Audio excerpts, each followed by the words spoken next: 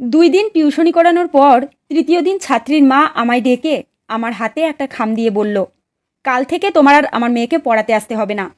তুমি 2 দিন আমার মেয়েকে পড়িয়েছ, আমি তোমাকে 1 মাসেরই টাকা দিয়ে দিলাম। আমি অবাক হয়ে ছাত্রীর মাকে বললাম, আন্টি, কিছু মনে না করলে জানতে পারি আমার অপরাধটা কি? আন্টি অন্যদিকে মুখ ঘুরিয়ে বলল, না, তোমার কোনো অপরাধ নেই, এমনিতেই তোমাকে আর আসতে হবে না। আমি তখন ছাত্রীর মাকে বললাম, আন্টি, আমি আপনার মেয়েকে 1 মাস পড়াই, তারপর যদি আপনার মনে হয় আমি আপনার মেয়েকে ঠিকমতো পড়াতে পারছি না, তখন না হয় আমাকে বাদ দিয়ে দেবেন, আমার আপত্তি থাকবে না। এইবার ছাত্রীর মা আমার দিকে তাকিয়ে বলল, আসলে আমার মেয়ে তোমার কাছে পড়তে চাচ্ছে না, শুধু ভালো পড়ালেই হয় না, দেখতে শুনতেও একটু ভালো হতে হয়। তোমায় দেখলে নাকি আমার মেয়ে ভয় পেয়ে যায়। আমি আন্টির হাতে খাম দিয়ে বললাম, টিউশনি করাতে হলে যে ফর্সা ভালো চেহারার অধিকারী হতে হয় তা আগে জানতাম না। যদি জানতাম তাহলে বিশ্বাস করেন আমি আপনার মেয়েকে পড়াতে আসতাম না। ছাত্রীর বাসা থেকে বের হয়ে রাস্তায় হাঁটছি আর কলেজ জীবনের কথা ভাবছি। কলেজে একবার একটা অনুষ্ঠানের উপস্থাপনার জন্য স্যার ভালো একজন উপস্থাপক খুঁজছিলেন। আমি সবার সামনে হাত তুলে বলেছিলাম, স্যার, আমি ভালো উপস্থাপনা করতে পারি। স্কুলে পড়ার সময় বিভিন্ন অনুষ্ঠানে আমি উপস্থাপনা করতাম। স্যার আমার ভালো করে দেখে হাসতে হাসতে বলেছিল, তোর মতো কাউয়া যদি উপস্থাপনা করে তাহলে অনুষ্ঠানে যে কয়জন মানুষ আসবে সেই মানুষগুলোও পালাবে। স্যারের এই এক কথাতে রাতারাতি আমার নাম আবুল বাসার পিয়াস থেকে কাউয়া বাসার পিয়াস হয়ে গিয়েছিল। তখন আর কেউ আমায় আবুল বাসার পিয়াস নামে চিনত না, সবাই চিনত কাউয়া পিয়াস নামে। কয়েকদিন আগে ময়মনসিংহ থেকে ঢাকা যাচ্ছিলাম। আমার পাশের সিটে বসেছিল সুন্দরী একটা মেয়ে। আমি যখন আমার সিটে বসতে যাব তখনই মেয়েটা নাক মুখ ওড়না দিয়ে চেপে ধরল। বাস কিছু দূর যাবার পরেই মেয়েটা বাসের কন্ট্রাক্টরকে ডেকে বলল, আমার এই সিটটা পাল্টে দেন তো, আমি অন্য কোথাও বসবো। বাসের কন্ট্রাক্টর আমার দিকে অগ্নিদৃষ্টি নিয়ে তাকালো, তারপর মেয়েটাকে বলল, আফা, এই লোক কি আপনার সাথে অসভ্যতামি করছে? যদি কোনো রকম কিছু করে তাইলে কন, আমি এখনই লোকটাকে বাস থেকে নামাই দিতাছি। কন্ট্রাক্টরের মুখ থেকে এমন কথা শুনে বাসের অন্য সব যাত্রীরা আমার উপর ক্ষেপে উঠল। একজন লোক চিৎকার করে বলল, অবশ্যই নোংরামি করছে, তা না হলে আপা সিট ছেড়ে উঠতে যাবে কেন? একজন ভদ্রমহিলা মুখ বেঁকিয়ে বলল, চেহারা দেখেই বোঝা যায় বদমাইশটাই। এইসব কুলাঙ্গারদের জন্য মেয়েদের রাস্তাঘাটে চলাচলই এখন দায় হয়ে পড়েছে।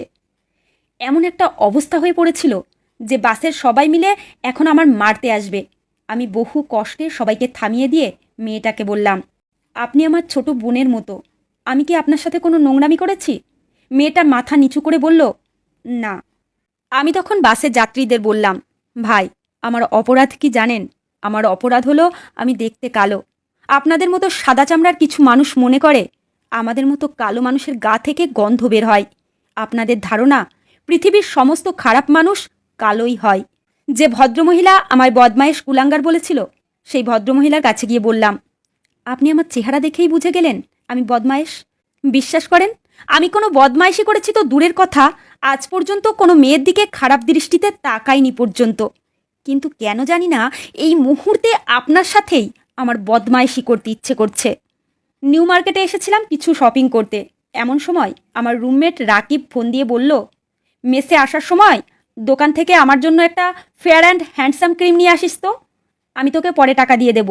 রাকিবের কথা মতন কসমেটিক্সের দোকানে গিয়ে ক্রিমের কথা বলতেই দোকানের ছেলেটা আমার দেখে মুচকি হাসলো। তারপর আমার হাতে ক্রিমটা দিতে দিতে বলল, শুধু শুধু ভাই টাকাগুলো জলে ফেলবেন। আপনার যে কালার, আপনাকে যদি 3 দিন 3 রাত হুইল পাউডার দিয়ে পানিতে ডুবিয়ে রাখা হয় তবুও আপনার কালারের বিন্দুমাত্রও পরিবর্তন হবে না। দোকানের ছেলেটার কথা শুনে মনে হচ্ছিল ওর গালে একটা সজোরে থাপ্পড় মারি, কিন্তু ওরই বা কি দোষ? দোষ তো আমার বাবা মার, কারণ ওনারা আমাকে জন্ম দিয়েছেন। দোকান থেকে বের হয়েই মাকে ফোন দিলাম।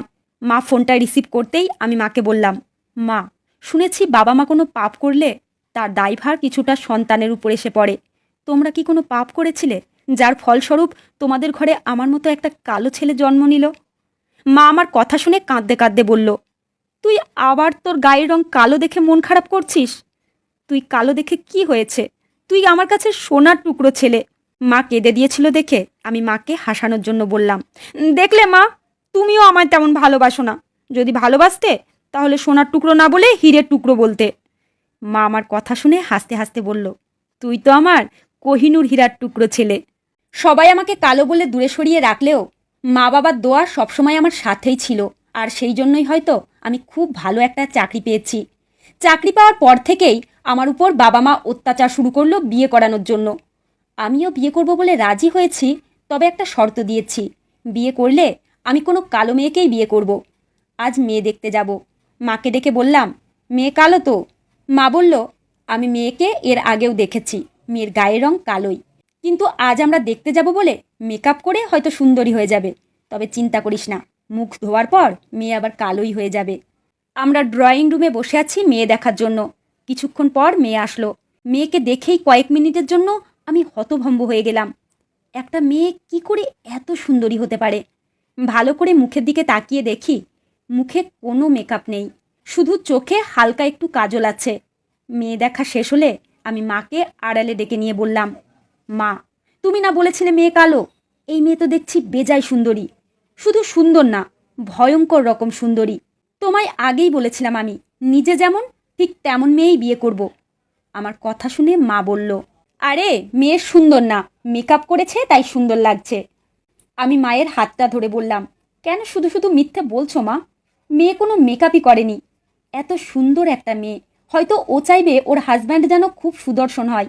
আমার সাথে বিয়ে হলে দেখা যাবে মেয়েটার লাইফটাই নষ্ট হয়ে গেছে। আমার সাথে একটা সেলফি তুলতেও পারবে না। বান্ধবীদের সাথে পরিচয় করিয়ে দিতে লজ্জা পাবে, একসাথে ঘুরতে লজ্জা পাবে। আমার কথা শুনে মা কাঁদতে কাঁদতে বলল, তুই কালো হয়েছিস দেখে কি একটা সুন্দরী মেয়ে বিয়ে করতে পারবি না?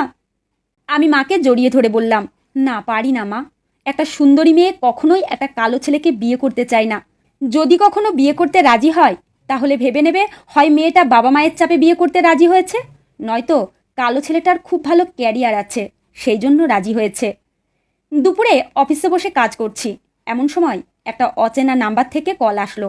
আমি ফোনটা রিসিভ করতেই অপর প্রান্ত থেকে একটা মেয়ে বলল, আমি শ্রাবণী, কাল আপনারা যে মেয়েটাকে দেখতে গিয়েছিলেন আমি সে মেয়ে। আপনি আমায় হঠাৎ ফোন দিলেন যে? মেয়েটি তখন বলল, আমি আপনার অফিসের নিচে, দয়া করে একটু আসবেন, আপনার সাথে আমার জরুরি কিছু কথা আছে। একটা রেস্টুরেন্টে আমি আর মেয়েটি বসে আছি। রেস্টুরেন্টের অনেকেই আমাদের হাঁ করে দেখছে।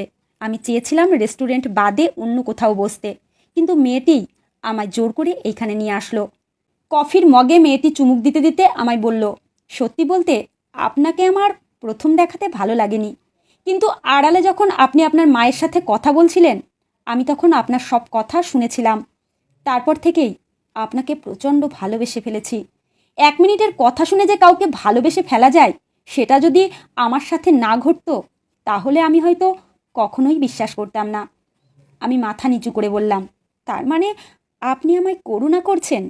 মেয়েটি কফির মগটা রেখে আমার হাত ধরে বলল, আমায় একটাবার সুযোগ দাও, আমি তোমার এতটাই ভালোবাসবো যে মেয়েদের সম্পর্কে তোমার ধারণাটাই পাল্টে দেব। ডাক্তারের চেম্বারের সামনে বসে আছি, এমন সময় দেখি ডাক্তারের চেম্বার থেকে আমার ছাত্রী পিহু আর ওর মা বের হচ্ছে। আমি আন্টিকে সালাম দিয়ে বললাম, আন্টি, আমায় চিনতে পেরেছেন? আমি আপনার মেয়েকে 2 দিন পড়িয়েছিলাম, কিন্তু 3 দিনের দিন আমায় বের করে দিয়েছিলেন। আন্টি তখন বলল, হ্যাঁ চিনতে পেরেছি। এমন সময় রুম থেকে শ্রাবণী এসে বলল, সরি সরি, আজ রোগীর খুব চাপ ছিল তাই দেরি হয়ে গেল। অনেকক্ষণ ধরে অপেক্ষা করছো তাই না? আমি তখন আন্টিকে বললাম, আন্টি, আমার স্ত্রী শ্রাবণী। আর শ্রাবণীকে বললাম, ও হলো পিহু, একসময় আমার ছাত্রী ছিল। শ্রাবণী মুচকি হেসে বলল, হ্যাঁ আমি জানি ওর নাম পিহু, আমি ওর ট্রিটমেন্ট করছি। আন্টি আর পিহু আমাদের দিকে হা করে তাকিয়ে রইল। আমি হেঁটে যেতে যেতে শ্রাবণীকে বললাম, পিহুর কি হয়েছে? শ্রাবণী বলল, এক টিচারের সাথে ওর শারীরিক সম্পর্ক ছিল, পরে প্রেগনেন্ট হয়ে যায়, কোন ক্লিনিকে যেন অ্যাবর্শন করিয়েছে, এখন আর বিয়ের পর বাচ্চা হচ্ছে না। হঠাৎ শ্রাবণী দাঁড়িয়ে বলল, ওই ওই টিচারটা কোনোভাবে তুমি না তো? আমি রেগে গিয়ে বললাম, আমি কেন হতে যাব?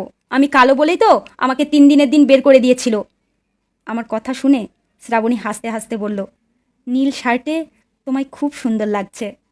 আমি মাথা নিচু করে বললাম, কাউয়ার মতো লাগছে। আমার কথা শুনে শ্রাবণী আমার হাত ছেড়ে দিয়ে বলল, যে ছেলে নিজে নিজেকে সম্মান করে না তাকে মানুষ কিভাবে সম্মান করবে? শ্রাবণী রাগ করে একা একা হাঁটছে, আর আমি ওর পিছু পিছু যাচ্ছি আর ভাবছি, কালো কলঙ্কের দাগ হলেও মাঝে মধ্যে কালোকে বাদে সাদাকে অসম্পূর্ণ লাগে।